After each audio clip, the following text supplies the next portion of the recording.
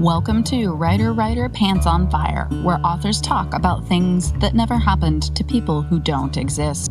We also cover craft, the agent hunt, query trenches, publishing industry, marketing, and more.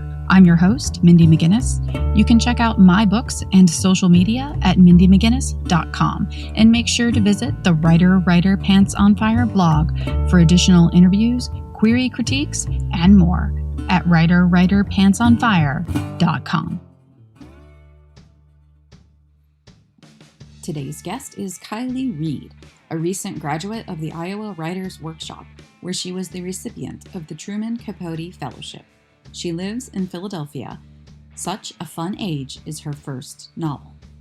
Kylie joined me today to talk about Such a Fun Age and how writing two-dimensional characters, people who are both good and bad, is how to make them true to life. We are here to talk about your book, Such a Fun Age. And I would like first to start off just with you telling us a little bit about the book, what it's about. Sure. The book starts on a Saturday night in September in 2015. We meet Amira Tucker. She is a 25-year-old African-American babysitter. She's a Temple University graduate, and she's at that phase in her life where she's really not sure what she wants to do. She lives in an apartment she doesn't like, but one thing she does love doing is babysitting. So Amira is babysitting 3-year-old Briar Chamberlain. They're in a grocery store, they're having a good time, they're singing and dancing until a security guard and a customer, upon seeing a Black woman with a white child, accuse Amira of kidnapping. Someone else pulls out their cell phone, they record it, Amira's humiliated, and Alex Chamberlain, Briar's mom, feels terrible that this happened while Amira was under her care. So she tries to right the night's wrongs, but the book turns into a comedy of good intentions after that.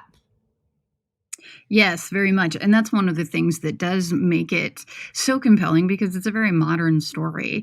And it's very much about one scene, one moment that triggers life-altering events for many people. Mm-hmm. Obviously, the babysitter is being racially profiled and is experiencing this, which I'm sure is not the first time in her life that she has been racially profiled. But then we have a upper-class white woman who is, trying to fix it. It just ends up being a kind of a tumbleweed rolling down a hill, gathering weight, turning almost into a ballistic missile. A little bit. Yeah, I think there's a lot of people who have wonderful intentions, both Black and white, but there's a huge emphasis on them as individuals rather than a collective society. There's always this overwhelming feeling of, okay, how can I say the perfect thing in this moment? How can I do the perfect thing with this racially charged incident? And there's little room for, all right, well, why does this incident happen in the first place? I think a little bit too much emphasis is put on the individual by many people. Yes, absolutely. And it also brings up the question of whether or not it's performative. Right. There is that level too. I also am really intrigued by memory, and memory serves a huge role in this novel. And memories that people have become self-serving. They get twisted and warped, and as I think memories do often, and they often kind of shape who we are, whether they happened like that or not. And so in writing this book, I wanted to really honor the truth of memory and not always tell the reader exactly how something happened, because I think the more important thing is how it happened for that character. So there's definitely some conflicting memories that the reader has to grapple with. That's wonderful. And it brings up the interesting question, too, of are our experiences shaping us and who we are, or are we rewriting our experiences to fit the image of who we think we are? That's an interesting way of putting it. I think sometimes it's both. In studying memory a little bit, for the most part, memories come about when a really strong reaction happens in a moment. But sometimes I think when you're telling a story and you get a big reaction from it, the feeling, that emotion of feeling accepted because you told a story, also gets encoded on you in a certain way too. And certain stories we tell over and over again, they get bigger and bigger as we tell them because we want a reaction out of it. So all of those things, I think, really factor into these characters. That's fascinating. I read in interview that you gave with NBC, and you were talking about, as a writer myself, one of the things that I really enjoyed you bringing up towards the end of the interview, and I'm going to quote you here. You say, "The characters that I enjoy the most, the author has set me up to not know how to feel about them.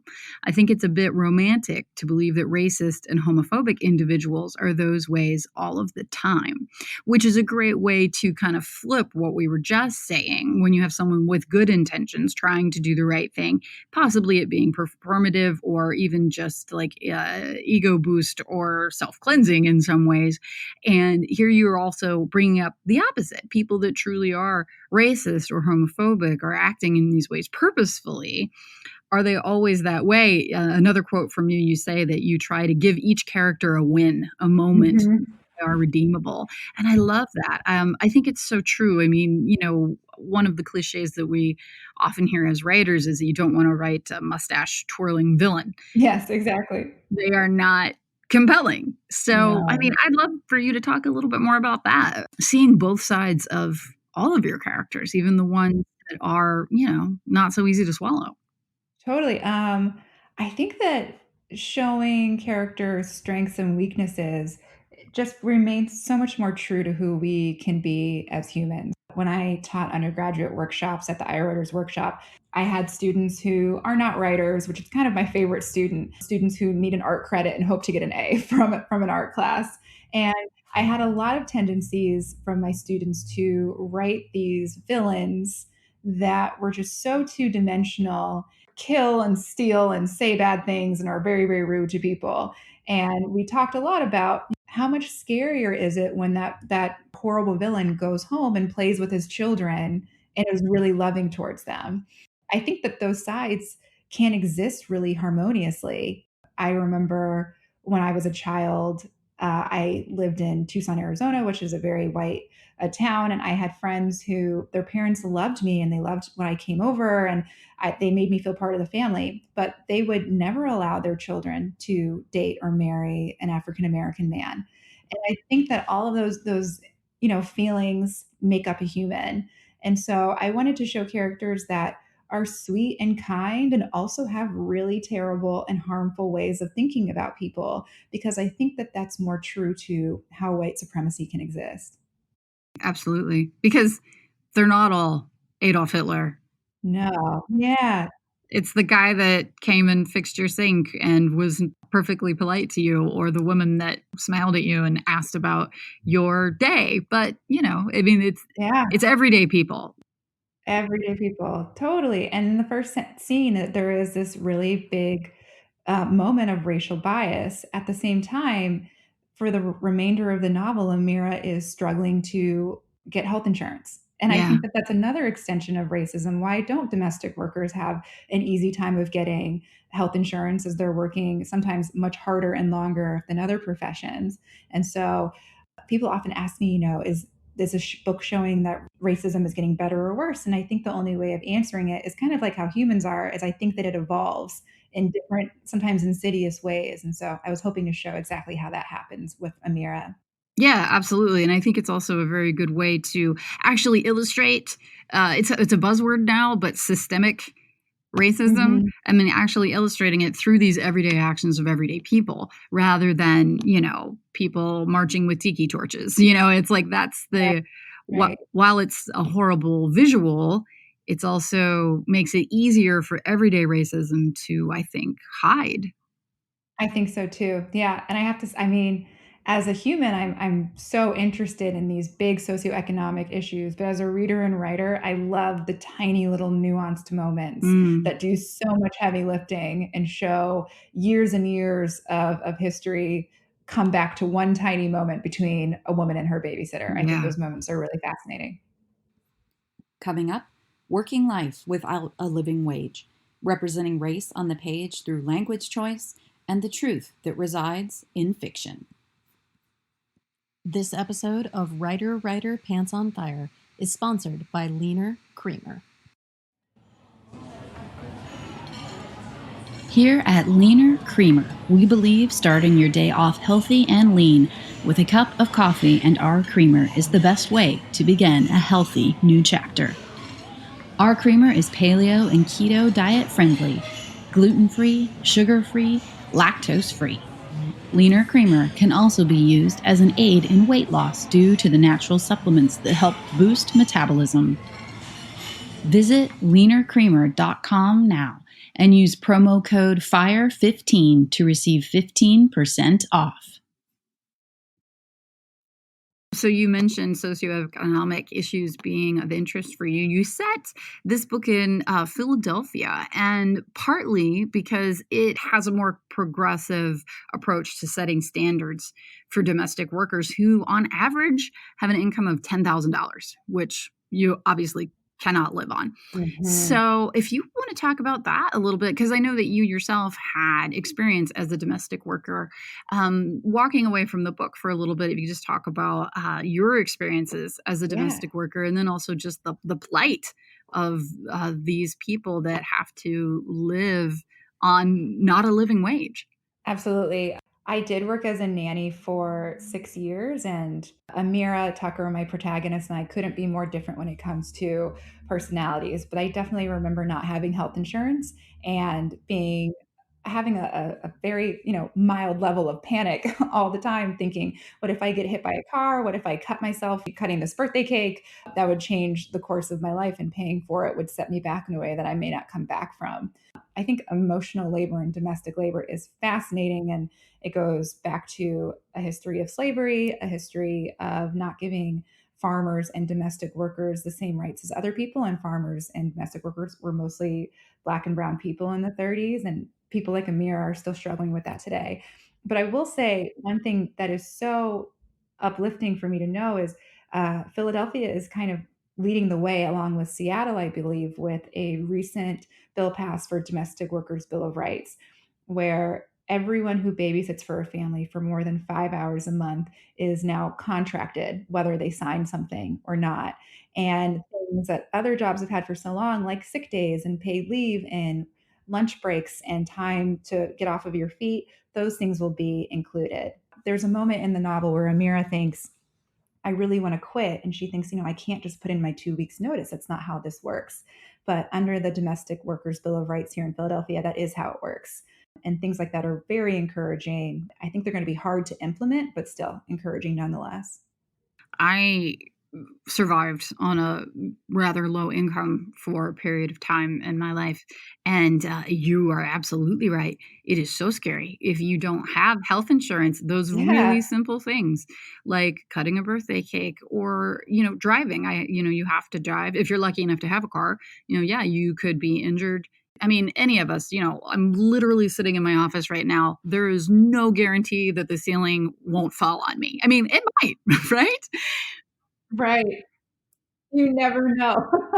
Yeah, it's a crazy thing, especially with domestic labor with children. It's this profession that you have such a small margin of error, not just for yourself, but for the child. If something happens to that child, that can change your life, their family's life forever. And with such a high stakes situation, if you're lucky, you get paid $15 an hour. It's a dichotomy that doesn't make any sense. And I hope Philadelphia leads the way in changing that for other women. You've had great luck right out of the door with such a fun age. Emmy-winning writer-producer Lena Waithe has snapped up the film and TV rights even before publication. Reese Witherspoon has adopted it as a book club book. It has just had such a wave of enthusiasm, even pre-publication.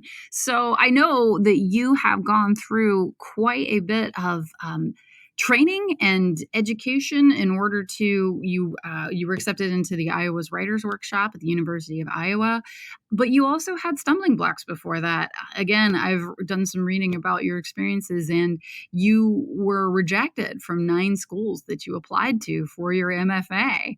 And to have this experience now, I would just love to know your feelings of the compare and contrast of those different ups and downs as a writer. The first time I applied to grad school, I got those 9 rejections, and it was so difficult. So much of being a writer is having other jobs to support your writing habit, as it's not, sustainable for a bit. And it's really hard to know, okay, when do I pull the plug on this and say this isn't for me? And so I tried again. I had the opportunity to move to Arkansas with my now husband, and I worked in a coffee shop, and I wrote copy for a few companies for work, and wrote for a few magazines in Arkansas as I applied again. And the second time around, I was so much more grounded in what I wanted to do, and my sample was just so much stronger. And instead of, oh, please let me write at your school, the second time around it was, hey, I write about really big socioeconomic issues down to tiny little petty instances. Let me know if I can do that at your school. And the second time it worked out a lot better and got into 9 schools. And I was so pleased to take this novel to Iowa where I completed it. But I think that rejections are part of the process. I could probably wallpaper my room with rejections, but the ones that always stand out are the good ones. I've definitely had rejections that say, hey, this one almost made it. And as a writer, you're like, oh my gosh, I can do this for another 3 months. This little phrase is going to carry me for a little bit, and I think that's just part of the process. Absolutely. I agree with you 100%. I was trying to get an agent for 10 years, Oh and man, that yeah, is pain, you know, and it is. it's just you're talking about wallpapering with rejections. I mean, absolutely, absolutely. Mhm. And you're so right about those positive rejections, though, because you can have that one phrase. Remember I did get a specific rejection from an agent that I really wanted, and she said, this isn't a good fit for me at the moment because the genre was off. Mm. But she was like, you are a good writer, and I believe you will succeed. Oh my And gosh, yes, that's there all I was just that one can line. say. Yeah, Yeah, yeah, exactly. it And makes my heart total leapt in sense. my chest, and it was as if she had signed me, you know? I was so Exactly. happy. Yeah, it's nice having writer friends in those moments too, because they're there to celebrate with you. I'm like, Yes. "Oh, wait, it wasn't like a form rejection, it wasn't a dear author letter, this is amazing, keep going." Mhm. Yeah, those moments mean the Mhm. world. Yeah, when someone on the inside of where you want to be is acknowledging that it's a possibility that you might get to be on the other side, that I mean, sometimes that's all it's taken. You're right. I lived off of that one line compliment for 3 months. Mhm, mhm. It's amazing how long that those will take you. Or even just, someone like when you're workshopping something. When I walked into the workshop with this novel, one of my friends said, okay, I've cast the entire book. Do you want to know who should play who? And just her enthusiasm made me so excited about the book. And that just gives you a little boost that you really need at that moment. Absolutely, and it also can reinvigorate you about your own work, I think. Mhm. I think so too. When you see it from someone else's perspective, workshop can be really difficult. But when everyone is getting excited and saying, "Oh my gosh, at this moment, I thought she was going to do this and she did this," it Mhm. just gives you a lot of clarity to what you've been doing in your room alone for so many hours. That is absolutely the best way to put it, because you do, achieve a certain amount of, manuscript blindness when you're Yes. working and you're diving so deep and digging and you're getting down into the insides of it. It loses Mhm. a face. It loses sometimes that, the personal connection. If you're just looking at it structurally or looking at the craft aspect, sometimes you lose the human angle that you had. And when other humans are then reacting to your work and giving you that feedback, and you remember why you did this. Oh, yeah, exactly. That's the best when someone says, "Hey, in this moment, why wouldn't she just close the door?" And you're like, "Oh, wait, yeah, she's a human. Yes. Why wouldn't I just have this person do the human thing?" And it's nice to be reminded that you need other humans to write about humans sometimes. We are easily isolated just because of the nature of what we do. Mhm. And I personally live in a very rural area. I don't have the option of going to a coffee shop or something like that to work. And so I substitute in the schools simply so that I can be around people sometimes, because you Oh, that's lose amazing. that connection. You can't write about people if you don't know them. I completely agree. Yeah. As you can tell, I'm in the school right now. Okay. That's fine. Any thoughts then on the success that you've had? Because Okay. you've just had an enormous amount of pre-publication buzz and a lot of people talking this book up. And I personally am just like super excited about it. So, not necessarily looking at it from a did you ever believe that this would happen to you, but more of what is the experience like?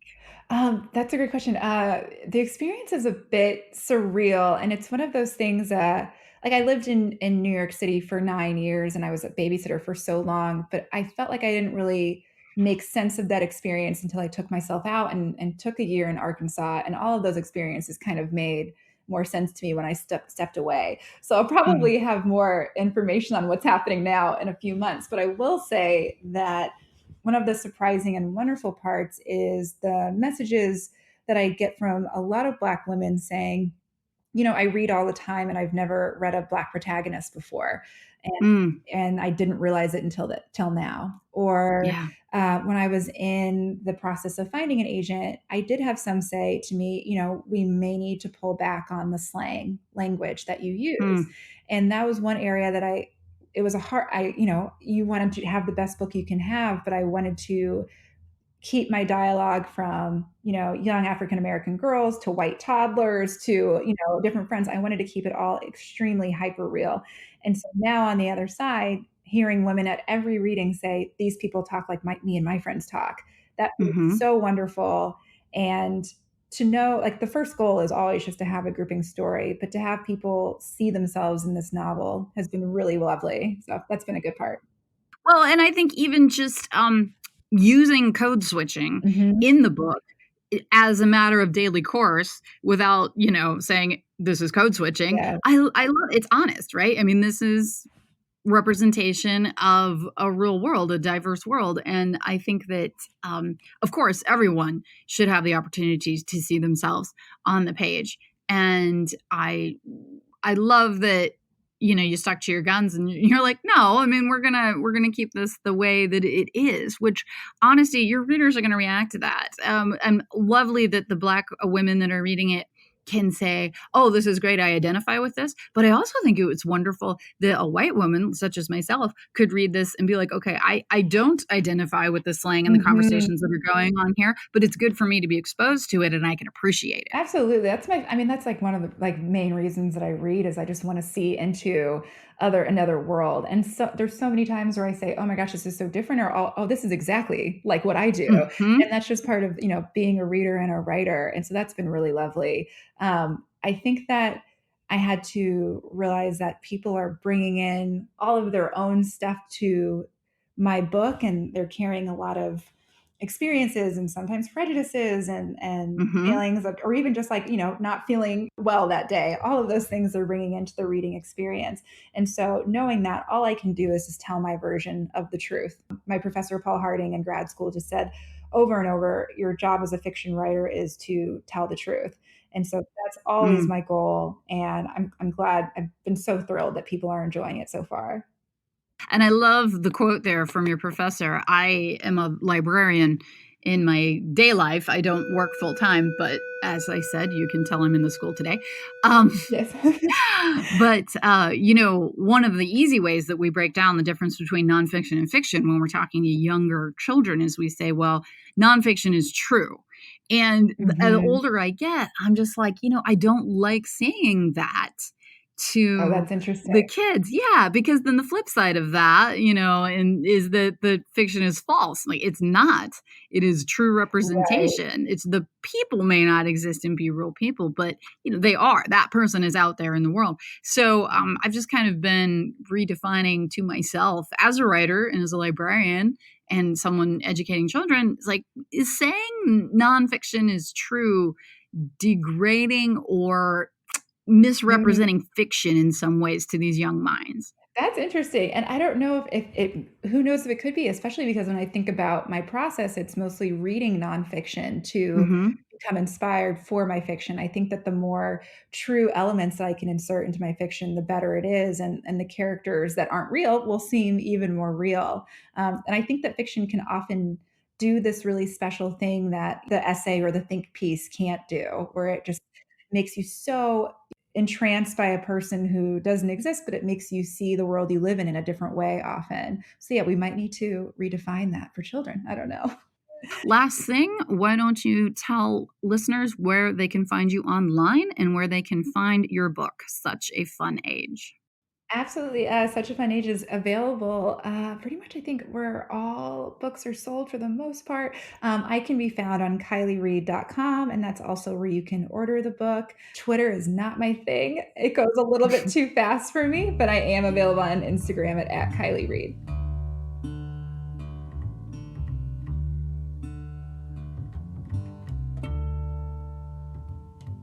Writer Pants on Fire is produced by Mindy McGinnis. Music by Jack Corbel. Don't forget to check out the blog for additional interviews, writing advice, and publication tips at writerpantsonfire.com. If the blog or podcast have been helpful to you, or if you just enjoy listening, please consider donating. Visit writerpantsonfire.com and click Support the Blog and Podcast in the sidebar.